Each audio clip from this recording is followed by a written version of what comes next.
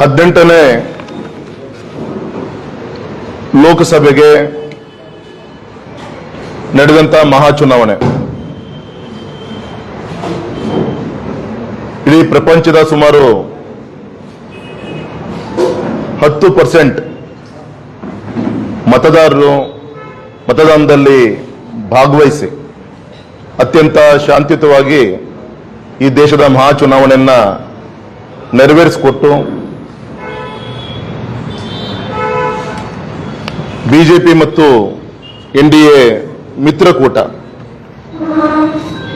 ಸುಮಾರು 293ಕ್ಕೂ ಹೆಚ್ಚು ಕ್ಷೇತ್ರಗಳಲ್ಲಿ ಜಯಶೀಲರಾಗಿ ಸಾಧನೆ ಮಾಡಿದೆ. ಸ್ವಾತಂತ್ರ್ಯ ನಂತರ ಕಾಂಗ್ರೆಸ್ಸೇತರ ಒಂದು ಪಕ್ಷ ಸತತವಾಗಿ 3ನೇ ಬಾರಿಗೆ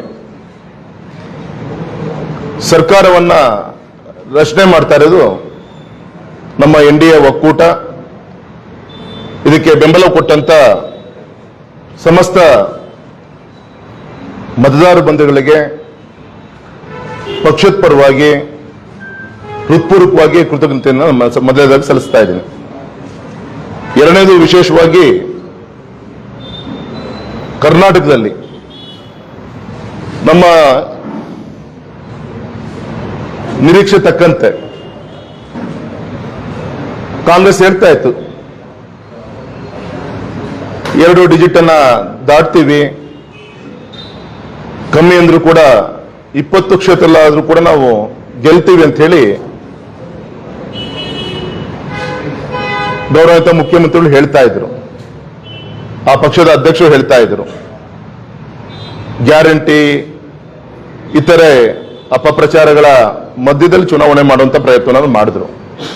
ಇದರ ಮಿಗಿಲಾಗಿ ನಮ್ಮ ಎನ್ಡಿಎ, ಬಿಜೆಪಿ ಮತ್ತು ಜೆಡಿಎಸ್ ಒಟ್ಟಾಗಿ ಕರ್ನಾಟಕದಲ್ಲೂ ಕೂಡ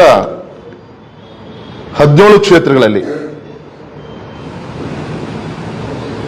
ಬಿಜೆಪಿ, 2 ಕ್ಷೇತ್ರಗಳಲ್ಲಿ ಜೆಡಿಎಸ್ ಈ ರೀತಿ ಜನ ಬೆಂಬಲದೊಂದಿಗೆ ಸಾಧನೆಯನ್ನ ಮಾಡಿ ಕಾಂಗ್ರೆಸ್ನ ಒಂದು ಗೆಲ್ಲುವ ಒಂದು ಭ್ರಮೆಯಲ್ಲಿ ಏನಿದ್ರು ಕಾಂಗ್ರೆಸ್ ಪಕ್ಷಕ್ಕೆ ಮುಖಭಂಗ ಆಗಿದೆ ಅಂತೇಳಿ ಇವತ್ತು ನಾನು ಹೇಳಲಿಕ್ಕೆ ಇಚ್ಛೆ ಪಡ್ತೇನೆ.